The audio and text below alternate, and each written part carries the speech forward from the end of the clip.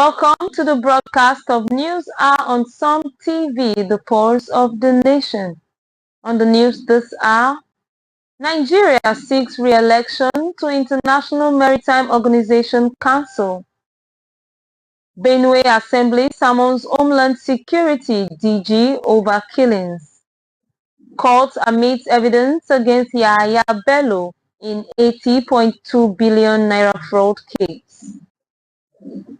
I am Esther Oka-Steven with the news info. Nigeria seeks re-election to International Maritime Organization Council.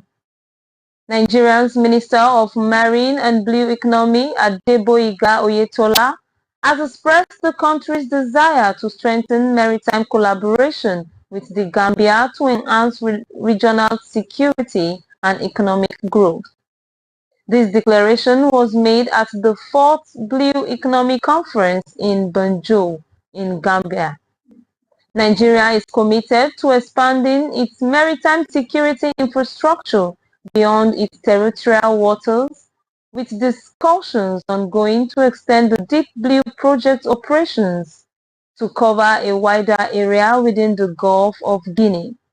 Nigeria has formally declared its candidacy for re-election to the International Maritime Organization (IMO) Council under Category C for the 2026 to 2027 term. The country seeks the support and vote of member states of the Maritime Organization of West and Central Africa (MAOCA) in the forthcoming election. Nigeria's efforts in maritime security have received global recognitions, with the International Maritime Bureau (IMB) and the IMO commending the country for its efforts deployment of the Deep Blue Project. This project is sustained zero piracy incidents in Nigerian waters for the past 3 years. Nigeria's re-election to the IMO Council will strengthen Africa's voice in global maritime decision-making, particularly in areas related to the blue economic, maritime safety and security, and environmental sustainability. The country remains committed to fostering strategic partnership, strengthening maritime security, and advancing the shared economic interests of West and Central African nations through sustainable blue economic initiatives. Benue Assembly summons Homeland Security DG over killings. The Benue State House of Assembly has summoned the Director General of the Benue Homeland Security, Air Commodore Jacob Gbawan, retired, to appear before the court on March 25, 2025. The summon is in response to the recent comments denying reports of massive killings in Kwande local government area by armed herdsmen. Honorable Pharmacist Thomas Dugiri, representing Kwande West South constituency, moved a motion of urgent public importance, stating that the DG's public denial has sparked widespread outrage and criticism against the state government. Other lawmakers, including Honorable Anyo Mato and Honorable Mrs. Becky Opin, condemned the killings and expressed shock over the DG's remark. The lawmakers urged the House to ensure the DG's compulsory appearance to provide explanation for its comments. The summon is seen as a move to hold the DG accountable for its statement and to seek clarity on the security situation in the state. Court admits evidence against Yahaya Bello in 80.2 billion naira fraud cases. The Economic and Financial Crime Commission (EFCC) presented its first set of witnesses in the trial of former Kogi State Governor Yahaya Bello at the Federal High Court in Abuja. Bello is facing a 19-count charge of criminal breach of trust and money laundering amounting to 80.2 billion naira. The EFCC's first witness, Segun Joseph Adeleke, General Manager of EFAB Properties Limited, testified about a property purchased by one Nuhu Mohammed for 70 million naira. Adeleke confirmed that the payment was made via bank transfer and that its company issued relevant documents. The EFCC also presented statements of accounts and accounts opening packages for American International School, Abuja, and Kogi State Government House as evidence. The court admitted these documents as exhibits and adjourned the trial to March 6 and 7, 2025. Bello's trial is a significant development in the EFCC's effort to combat corruption and financial crimes in Nigeria. Maraba community appeals for government intervention over land grabbing. Residents of Maraba in Nasarawa State have urged Governor Abdullahi Sule to intervene in the growing cases of land grabbing in the area. The community, located near the popular Orange Market, has been plagued by alleged land grabbers who use litigations and intimidate innocent people. According to the legal practitioner Usman Dibal, the activities of land grabbers have increased in Maraba, particularly in the Air Force Barrack and New Jerusalem community. The residents have sent an SOS to Governor Sule, seeking his urgent intervention to save them from the daily intimidation by land grabbers. This development comes as Imo communities have also protested alleged land grabbing by the military, calling on the governor to intervene. The Maraba community appeals highlight the need for government actions to address the growing issues of land grabbing in Nigeria. Police arrest fake officer with 495 kg of Indian hemp in Gombe. A 52-year-old man, Vincent Ojo, was arrested by the Gombe State Police Command on Saturday for impersonating a police officer and processing 495 kilograms of Indian hemp. The suspect, a resident of Rukuba Quarters in Jos North, Plateau State, presented himself as a police officer serving at the force headquarters in Abuja. However, during interrogation, Ojo couldn't provide his staff tag, rank, or department, raising suspicion. A search of his vehicle, a black Lexus with registration number GWA79CN Abuja, uncovered the large quantity of Indian hemp valued at approximately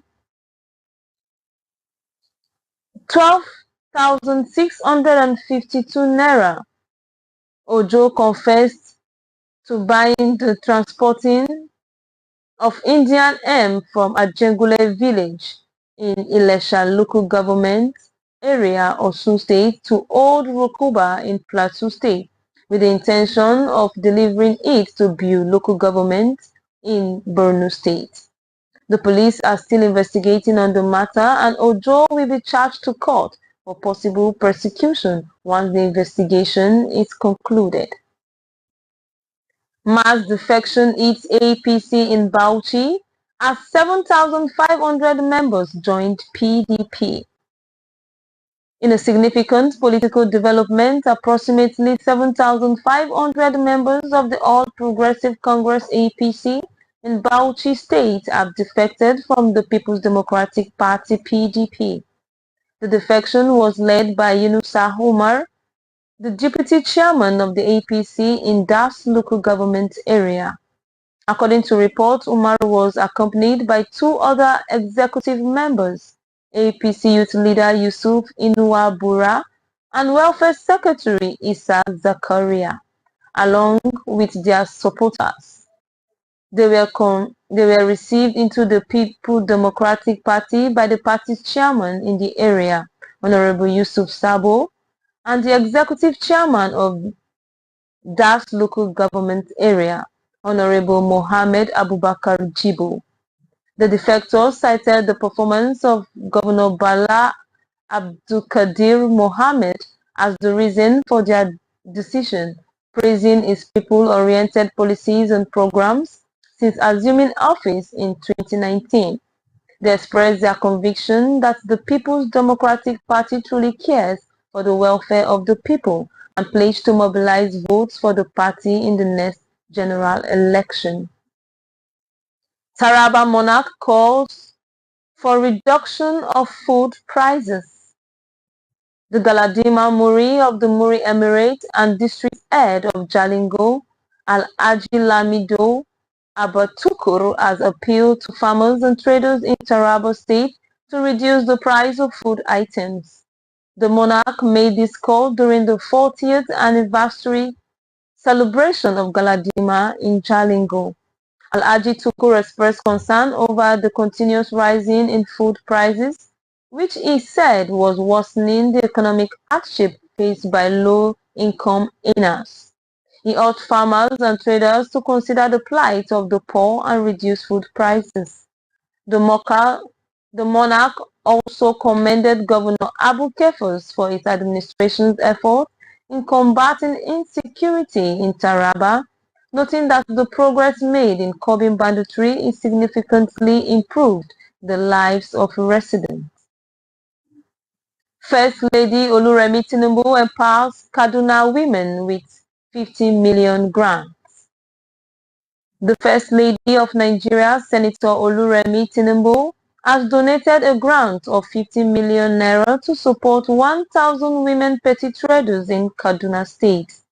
The grant was presented to the First Lady of Kaduna State, Hajiya Hafsat Ubasani, who is also the state coordinator of the Renewed Hope Initiatives RHI. Each beneficiary will receive 50,000 naira to recapitalize their existing businesses.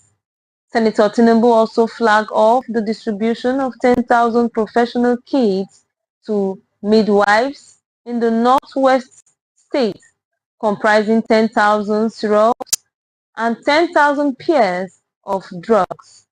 The kits were donated by a global donor who wishes to remain anonymous. The distribution is part of the Renewed Hope Initiative effort to support healthcare workers and promote maternal health.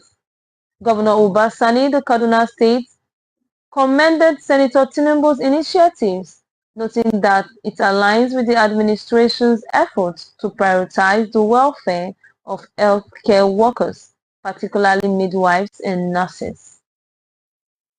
Suspended Kano NNPP lawmakers reject decision. 4 federal lawmakers from Kano State who were suspended by the New Nigerian People's Party NNPP have rejected the decision, claiming they belong to a different faction of the party. The lawmakers, including Senator Kawu Samaila, Aliyu Madoki, Sani Rogo, and Kabiru Ruram, described the suspension as a sham by an illegitimate faction of the party in Kano led by Rabiu Kwankwaso. They stated that Kwankwaso's refusal to attend important events, including the wedding of Senator Samela's daughter and the convocation of Al-Itkama University, exposes its deep-seated political insecurity. The lawmakers also claimed that Kwankwaso's endorsement of Ashimu Suleiman and his illegitimate faction is a desperate attempt to cling to power. They maintained that the Abia High Court judge of November 1st, 2024, affirmed Dr. Boniface Aniebam as the only legally recognized NNPP leader, expelling Kwankwaso and his loyalties. NDLA raises alarm as drug abuse eats 3 million in northwestern Nigeria. The National Drug Law Enforcement Agency, NDLEA, has launched a 4-month campaign against drug abuse, illicit drug trade, and domestic violence in northwest Nigeria.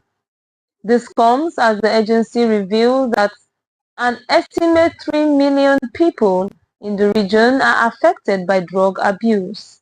Speaking at the launch of the campaign in Kaduna, NTLA Chairman Brigadier General Mohammed Buba described the crisis as a major threat to public health, security, and economic stability.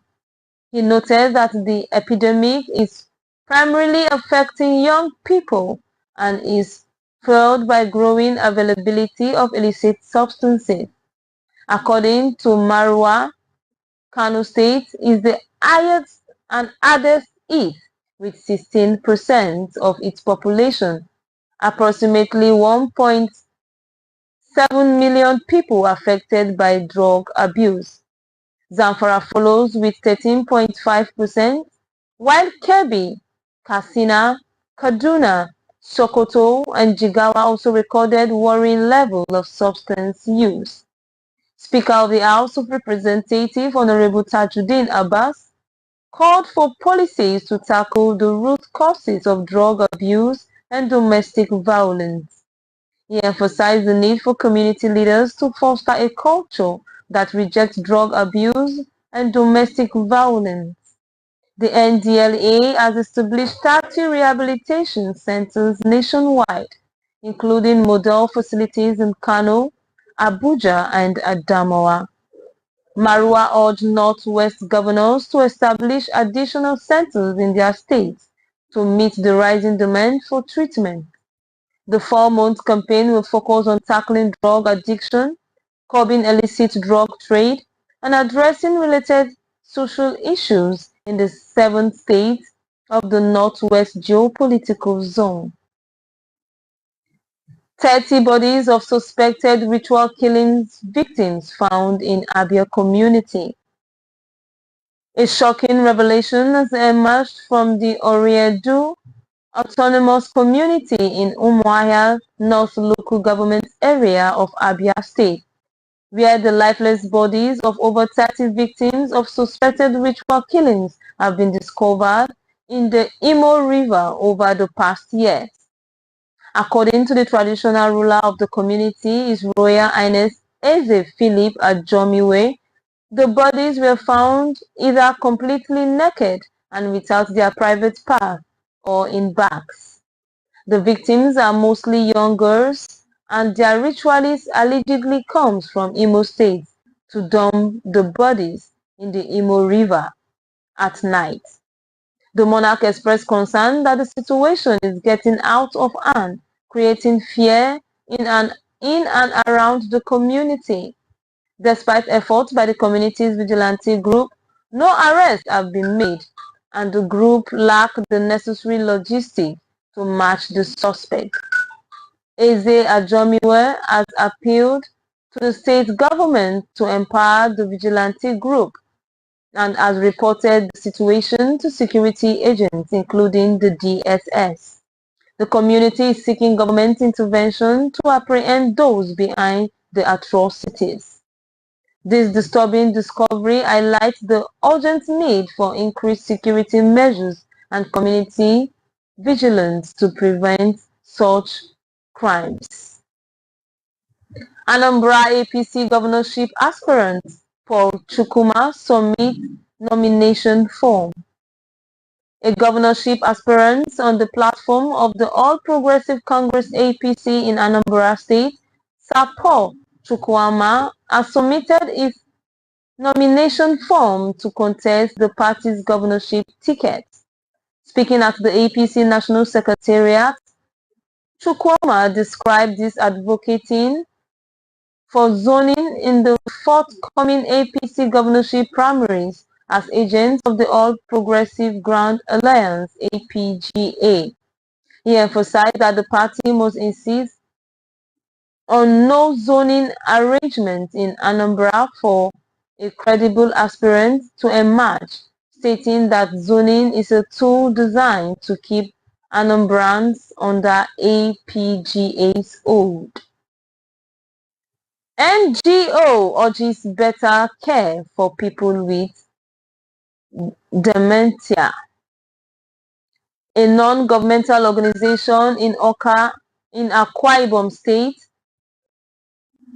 The Afyong Etuk Foundation for Inclusive Health has called on the public to show special care and support for people living with dementia. The foundation's founder, Professor Udok Achibong, made this appeal during the organization's 10th anniversary celebration in Uyo. Achibong explained that the foundation's mission is to transform dementia care and support in Nigeria, provide evidence-based advice to people with dementia and their families to care and assist healthcare providers in fostering a culture of inclusion and diversity. We'll be taking a short commercial break. We'll be right back. Please don't go away.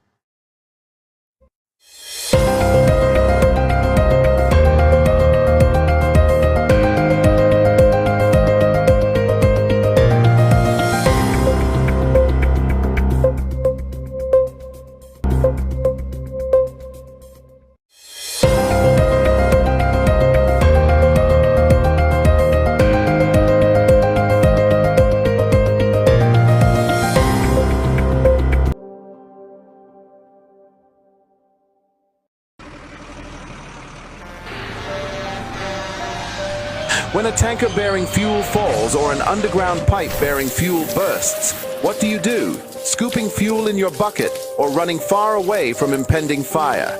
You have a few seconds to take the wisest decision. Walk away? No, that is not enough. Shift? No, that is not enough. Stay there and gist and take shots with your phone? That is madness. Run. Yes, run away. Yes, your life depends on your action. The flames come suddenly, unexpected but uncontrollable. Why? Fuel is highly inflammable. Why? It just requires a spark to set off a ravaging inferno. So, don't stay there to think. Storm away to live. Do not throw away your life in anguish for meaningless fuel siphoning. Be advised.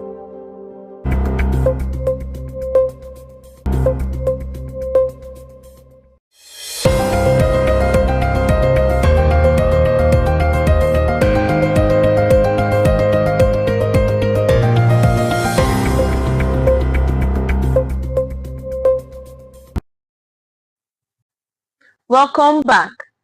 Nigerian policemen caught on camera assaulting Students' Union president.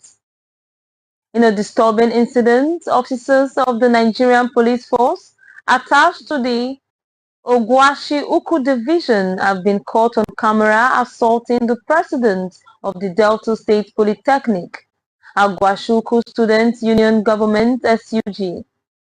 The SUG president alleged that the officers slapped him, threatened to shoot him, and eventually shot at his vehicle because he refused to give them 500 naira bribe. According to the SUG president, the police officers stopped him and demanded 500 naira, but when he refused, they assaulted him. The incident was recorded on video, which has gone viral on social media. In the video, the SUG president can be heard confronting the officers, calling them criminals and thieves. The Delta State Police Command has launched an investigation into the incident, and the officers accused of assaulting the SUG president has been detained.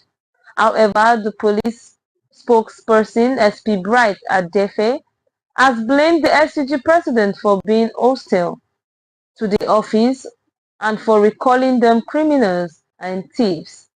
The incident has raised concerns about police brutality and corporations in Nigeria. The SUG president's allegations of bribery and assault are serious and warrant a thorough investigation. The police command's response to the incident will be closely watched to ensure that justice is served.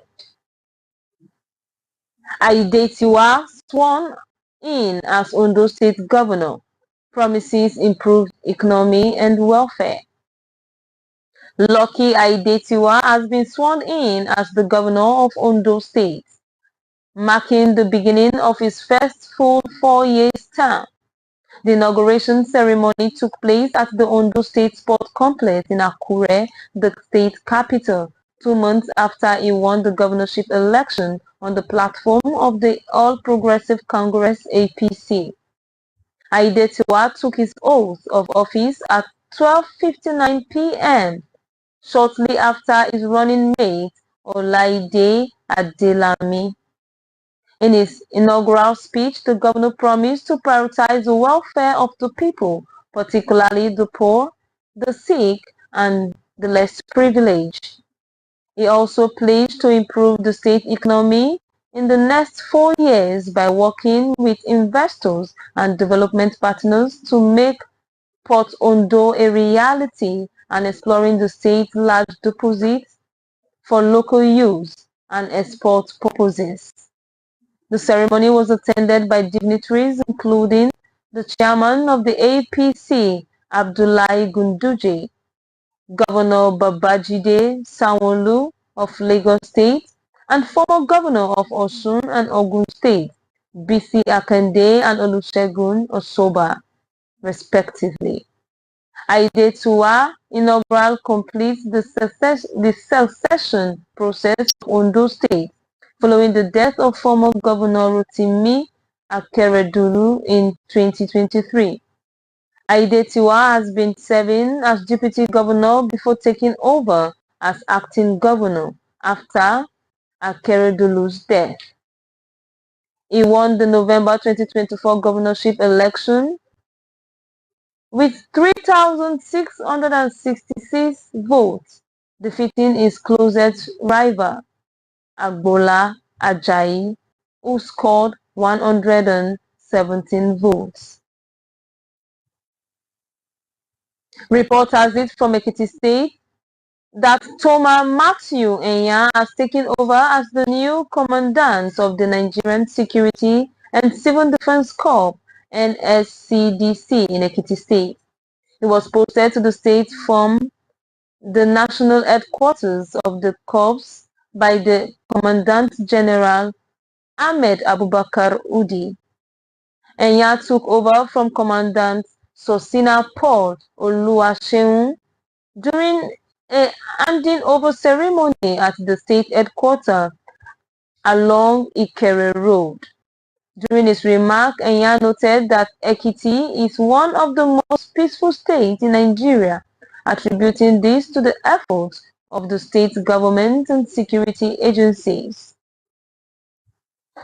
He assured that his command is already to partner with peace-loving organizations, individuals, and groups to maintain peace and order in the state. Enya also emphasized his commitment to fairness, equity, justice, and protection of fundamental human rights. He called on the general public to continue supporting the command and other security agencies to provide timely information that can lead to the arrest of criminals. Tinubu moves to break 19-year census deadlock. President Bola Tinubu has taken a significant step towards conducting a new national population and housing census, incorporating biometric and digital components. This move aims to break the 19 years deadlock since the last census was held in November 26. During a meeting with officials of the National Population Commission (NPC) at the State House, Tinubu announced plans to establish a committee to align census budgets with the government's current financial realities.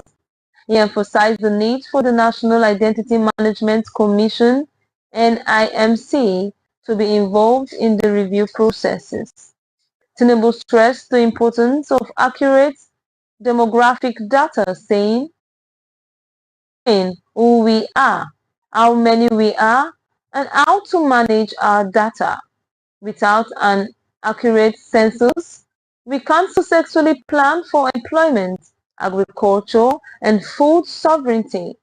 The president also advocates for multiple identification features including fiscal and voice recognition to ensure the accuracy of the census data. Minister of Budget and Economic Planning, Senator Abubakar Atiku Bagudu, reaffirmed the importance of the census data for national planning and resource distribution. He noted that the NPC indicated that 40% of the funding for the 2006 census came from development partners. NPC Chairman Nasir Issa Kwara stressed that the 19 years gap since the last census has rendered the existing data inadequate for planning, particularly in critical sectors. He revealed that 760,000 tablets had been procured and stored at the Central Bank of Nigeria (CBN) and assured that the Commission would engage with development partners to seek further support once President Tinubu officially proclaimed the new census. Makinde warns APC not to truncate democracy in Osun local government administration.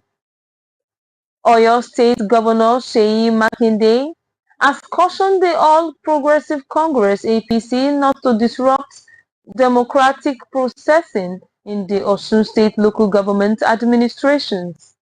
Makinde gave this warning during the swearing-in ceremony of 30 newly elected local government chairmen in Osun State. The governor advised the APC to allow democratic processes to unfold rather than resorting to self-help. He emphasized that the APC should follow due process in implementing any court judgment rather than taking unlawful means. Makinde congratulated the newly elected chairmen, urging them to deliver dividends of democracy to their people and justify the confidence response in them. He also commended Osun State Governor Senator Ademola Adeleke for his effort in promoting democracy in the state. The governor's warning comes amid concerns about the potential disruption of democratic processes in Osun State. Makinde's comments highlight the importance of upholding democratic principles and allowing democratic processes to unfold without interference. Wike's police stations project boosts employment in FCT. The Minister of Federal Capital Territory (FCT), Nyesom Wike, has been commended for boosting employment opportunities through the construction of police stations in the FCT. According to an architect overseeing one of the projects, Nuhu Musa, the construction is 12 divisional police stations and a 6-unit police staff quarters in the 6th Area Council of the FCT, and it has created jobs for many residents. Musa stated that the project, which began on 19 November, consists of a police station and a residence for police personnel, comprising 6 units of 2-bedroom flats. The FCT administration has witnessed significant infrastructure improvement under Wike's leadership, including efforts to enhance the security architecture of communities in the FCT. That's the end of the news hour this morning. Before we go, here is a recap of the major headlines. Nigeria seek re-election to International Maritime Organization Council. Benue Assembly summons Homeland Security DG over killing. Court admits evidence against Yahaya Bello in 80.2 billion naira fraud case. Some TV is a 24-hour TV station. We are live every day. You can also follow us on Facebook at Some TV and on YouTube at Some TV Live. I am Esther Oka Steven. Thanks for watching.